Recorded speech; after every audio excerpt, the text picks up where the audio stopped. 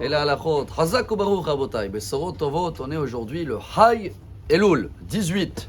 Il nous reste 12 jours pour terminer l'année. C'est une grande journée aujourd'hui dans le calendrier chassidique.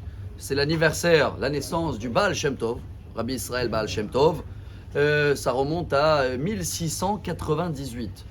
Et dans la même année, dans la même journée, 47 ans plus tard, dans l'année 1745, il est né aussi le Admor Hazaken. Vous avez entendu parler de lui, Rabbi Shneor Zalman de Liadi, le premier de la descendance Chabad. Quand les deux ils sont nés ce même jour aujourd'hui, le Hay Elul, on fête ça dans la Chassidoute comme une journée de Ameorot Agdolim, une grande lumière qui est arrivée dans le monde. Et je crois que c'est un message pour nous très très important pour les 12 jours qui nous restent dans l'année. Il y a beaucoup de choses dans notre vie qu'on le fait, on les fait même très bien, mais très, je ne sais pas si ça se dit en français, machinal. Ça se répète.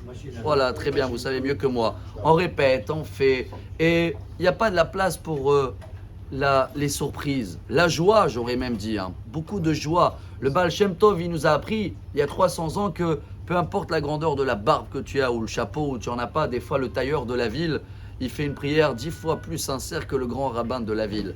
Parce qu'il arrive à mettre dedans chaque jour quelque chose de bonus. La paracha Kitavo, elle parle des prémices qu'on devait amener chacun avec les fruits de la terre d'Israël.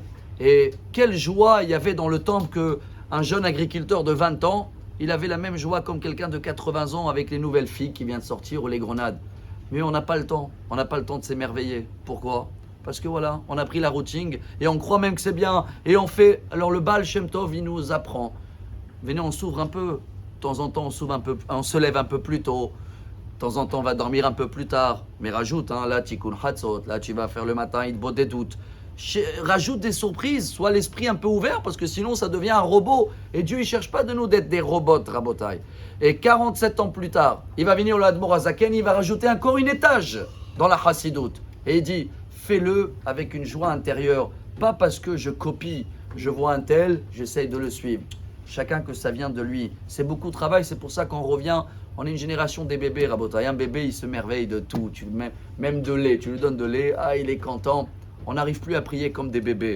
Alors la Chassidoute, elle nous apprend, voilà, dans les 12 jours qui nous restent là, essayez chacun de nous de trouver des petites nouveautés dans la journée, d'être ouvert d'esprit, d'être sentimental. Je termine avant de sonner le chauffard. Une histoire avec le Admor Hazaken. Il a écouté son petit-fils qui est en train de pleurer et son fils à côté, qu'il étudiait tellement, il ne regardait pas le petit pleurer.